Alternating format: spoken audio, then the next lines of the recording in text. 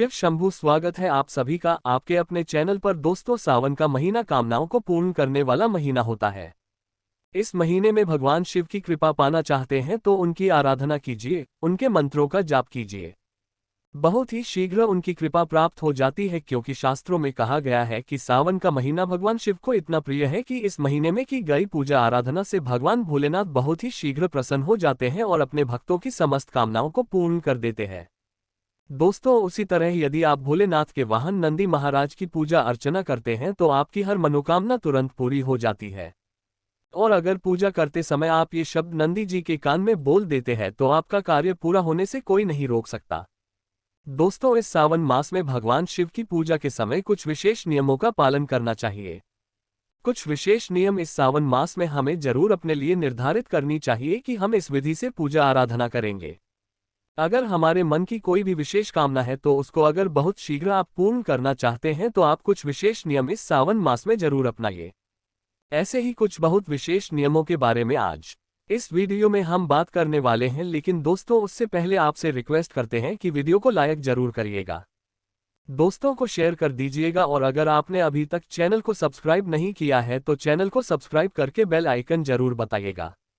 दोस्तों, आपकी कोई भी कामना हो, किसी भी कामना के लिए भगवान शिव की आराधना करना चाहते हैं, धन, संतान, व्यापार या फिर जीवन की कोई भी आपकी समस्या हो, उसे दूर करना चाहते हैं, आप किसी भी नियम का पालन कीजिए, भगवान शिव की आराधना कीजिए, आपकी कामना अवश्य पूर्ण होगी।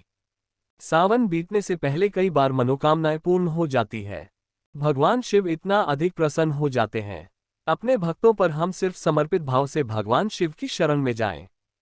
सर्वस्व त्याग कर भगवान शिव की शरण में जाएं। सर्वस्व त्यागने का मतलब सिर्फ यह है कि जब हम भगवान की शरण में जाते हैं तो हमें मन में किसी भी प्रकार का संशय नहीं रखना चाहिए। कई भक्त होते हैं जो पूजा करते हैं लेकिन उन्हें लगता है कि इस पूजा से कुछ नहीं होगा। अगर आप पहले ही यह चीज मान लेंगे कि देखते हैं क्या होता है, तो सच में कुछ नहीं होगा। आपको मन में विश्वास रखना होगा कि मात्र एक लोटा जल ही अगर मैं भगवान शिव को अर्पित कर रहा हूं तो इसी से मेरी मनोकामना पूर्ण हो जाएगी। अगर आपके मन में विश्वास होगा तो शिवलिंग के मात्र दर्शन करने से भी आपकी मनोकामना पूर्ण हो जाती है, तो विश्वास बहुत आवश्यक है। इसलिए कह रहे हैं, सर्वस्व त्याग कर भगवान शिव की शरण में जाना होता है, तभी हमारी मनोकामना पूर्ण हो जाती है। दोस्तों, आज जो नियम हम आपको बताने वाले हैं, आप इसमें से कोई भी एक नियम अपना सकते हैं, चाहे तो सभी नियमों का पालन कर सकते हैं। ये पूजा के ही नियम है। बस हमें ध्यान रखना है कि हम पूरे महीने इन नियमों का पालन करें। प्रतिदिन इस नियम का पालन करें और श्रद्धाभाव से पूरे नियम का पालन करें। तो सबसे पहले बात करते हैं अभिषेक के बारे में, जो हम अभिषेक करते हैं। भगवान शिव का एक आप नियम बनाइए। प्रतिदिन आप शिवलिंग का अभिषेक करेंगे।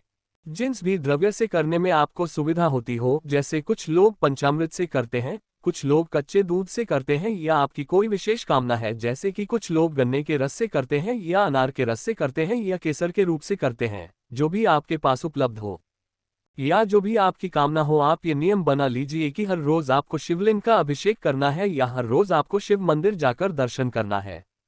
अब अभिषेक कैसे करना है? बहुत से भक्त जाते हैं जल्दी से, अपने हाथ में जो पानी होता है, जो भी द्रव्य आपके हाथ में होता है, पात्र में आप पलटते हैं शिवलिंग पर और थोड़ी देर रुकते हैं और चले आते हैं। ऐसे अभिषेक नहीं करना है। जब आप अभिषेक करते हैं, पूरी श्रद्धाभाव से सच्चे मन से कीजिए। पात्र जो अपने हाथ में पकड़ा है, दोनों हाथ से पकड़कर भगवान शिव के शिवलिंग पर जो आप द्रव्य गिराते हैं, उसकी धार बहुत ही पतली धार होनी चाहिए। जब आप भगवान शिव का अभिषेक करें तो उत्तर दिशा की तरफ आपका मुख्य होना चाहिए और पूरे श्रद्धाभाव से पतली धार बनाते हुए भगवान शिव के मंत्र का जाप करते हुए, किसी भी मंत्र को आप जपना चाहते हैं उस मंत्र के द्वारा भगवान शिव का अभिषेक कीजिए।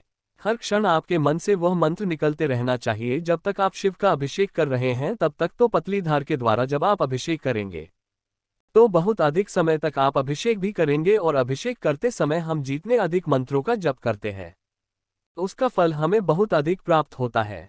तो जब आप अभिषेक करते हैं, इस बात का जरूर ध्यान रखें तो अभिषेक आप प्रतिदिन करें।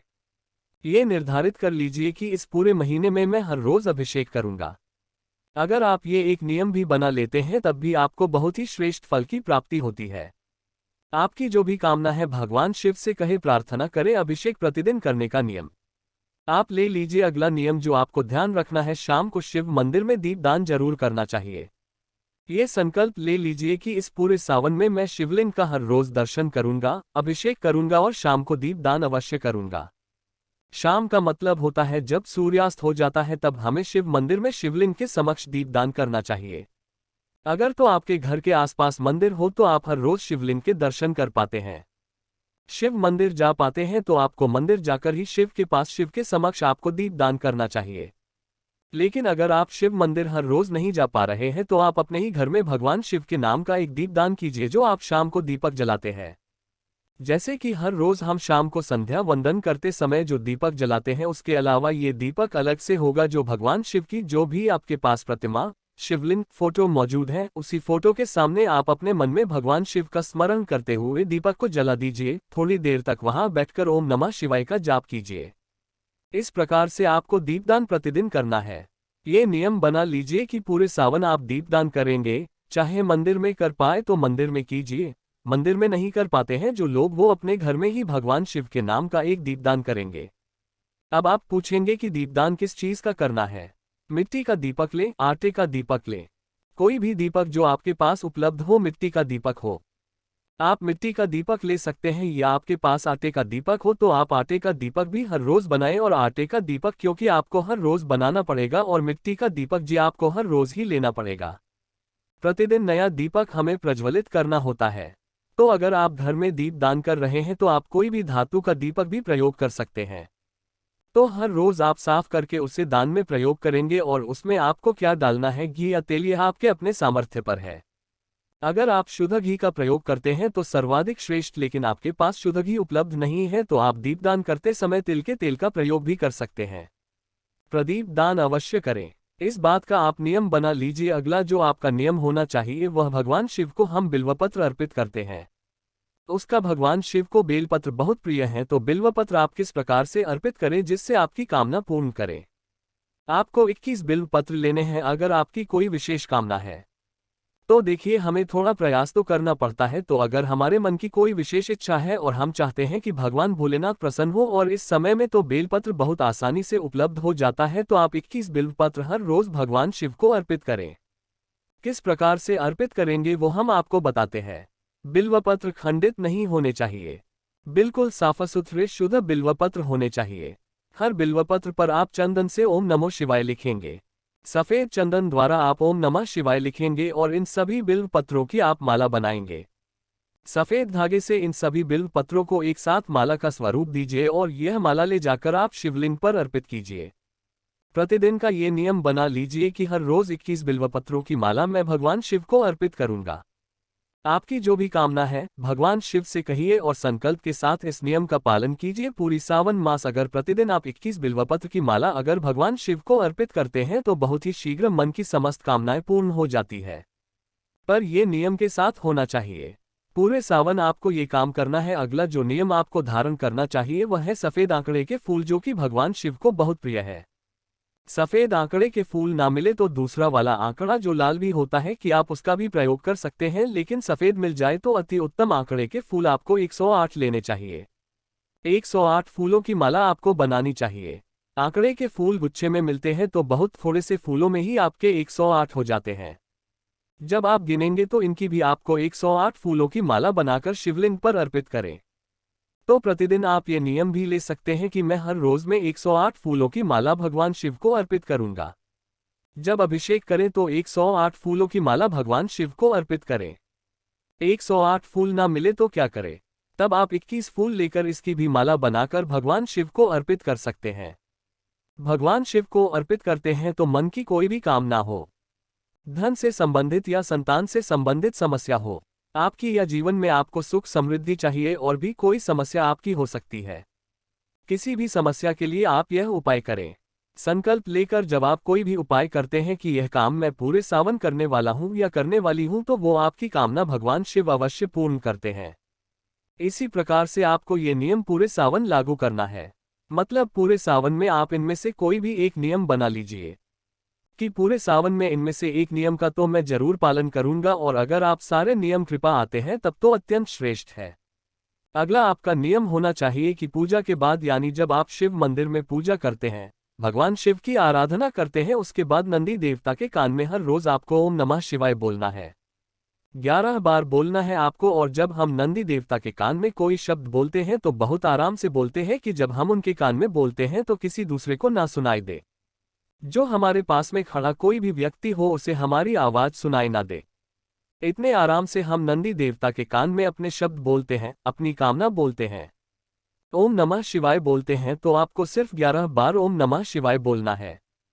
कोई कामना नहीं बोलनी है, सिर्फ ओम नमः शिवाय हर रोज 11 बार पूजा के बाद बोलना है। इतना कर लीजिए, आपकी कोई भी कामना हो, नंदी देवता भगवान शिव तक पहुंचा देते हैं और आपकी कामना अवश्य पूर्ण हो जाती है।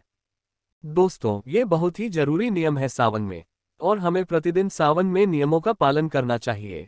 लेकिन प्रतिदिन अगर आप सभी नियमों का पालन नहीं कर पाते हैं तो पूरे सावन में कोई भी एक नियम या इससे अधिक नियम जीतने का पालन कर पाते हैं। जरूर कर लीजिए। अगला नियम जो आपको इस सावन में करना चाहिए, आपकी कोई विशेष कामना हो तो उसके लिए यह उपाय है पंचाक्षरी मंत्र का जाप। पंचाक्षरी मंत्र का जाप विशेषकर हर कोई करता है। सावन के मास में ओम नमः शिवाय का जाप सभी करते हैं, लेकिन किस विधि से करते हैं देखिए। आपको एक संकल्पित संख्या लेनी है कि इस पूरे सावन में मैं 1,25,000 की संख्या ओम नमः शिवाय का या नमः शिवाय का जप कर दूंगा।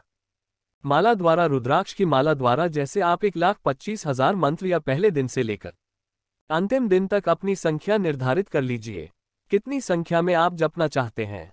11 माला, 21 माला, 108 माला, या आपके पास समय हो तो और भी अधिक। अगर आप पंचाक्षरी मंत्र का पूरी नियम से 1,25,000 जप सावन मास में कर देते हैं तो यकीन मानिए भगवान भोलेनाथ की असीम कृपा आपको प्राप्त हो जाती है। और आपके मन में जो भी कामना हो, जो आपने सोचा भी ना हो, उससे कहीं अधिक भगवान भोलेनाथ आपको प्रदान कर देते हैं। ये बहुत ही महत्वपूर्ण नियम है। हम पंचाक्षरी मंत्र का जप तो करते हैं, लेकिन कोई नियम के द्वारा कोई संख्या निर्धारित करके अगर नहीं करते हैं तो उसका उतना शीघ्र हमें फल प्राप्त नहीं होता है। लेकिन अगर आप पहले से ही संख्या निर्धारित कर लेंगे तो आपके जीवन की जो कामना है, उस कामना के साथ आप संकल्प ले लीजिए कि इस कामना के लिए मैं इतनी संख्या में मंत्र जप करूंगा। आप इससे अधिक भी कर सकते हैं, लेकिन कम से कम 1,25,000 जप का जरूर संकल्प ले लीजिए, या फिर शिव तांडव स्तोत्र के द्वारा शिवलिंग का अभिषेक करेंगे।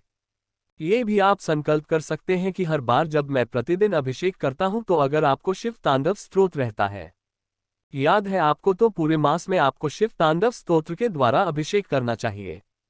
शिव तांडव स्तोत्र अपने आप में एक बहुत ही सिद्ध स्तोत्र है। इस स्रोत के पठान मात्र से श्रावण मास से ही मनोकामनाएं पूर्ण हो जाती है, भगवान शिव की असीम कृपा प्राप्त हो जाती है। तो आप ये नियम अपनाएं। ये कुछ विशेष नियम है, हमें पूरे सावन में जरूर इनका पालन करना चाहिए। तो इनमें से आपको जितना भी अनुकूल लगता है, आपकी कामना चाहे कोई भी हो, कोई भी एक संकल्प लेकर अगर आप अपनी कामना पूर्ण करने के लिए भगवान शिव से प्रार्थना करेंगे, अवश्य आपकी कामना पूर्ण होगी। जैसा हमने पहले कहा, सर्वस्व त्याग कर भगवान शिव की शरण में जाएं और मात्र एक लोटा जल भी प्रतिदिन नियमित निरंतर एक नियम के द्वारा चढ़ाएंगे कि हर रोज आप इस समय भगवान शिव के मंदिर जाते हैं और अभिषेक करते हैं, तो यकीन मानिए एक जो नियम होता है उसका फल बहुत ही शीघ्र हमें प्राप्त होता है। तो हम उम्मीद करते हैं आप लोगों से कि आप पूरे सावन में कोई ना कोई उपाय जरूर करेंगे। एक नियम के द्वारा भगवान शिव की पूजा आराधना कीजिए, कोई भी एक नियम का आप पालन कीजिए, तो भगवान शिव की कृपा आपको अवश्य प्राप्त होगी। उम्मीद करते हैं आज की वीडियो से आपको लाभ अवश्य होगा। तो दोस्तों, अगर आपको ये खास जानकारी पसंद आई हो तो इस वीडियो को आप लाइक करके इसे अपने दोस्तों को शेयर अवश्य करिएगा। कमेंट में लिखेगा हर हर महादेव। आप सभी का धन्यवाद।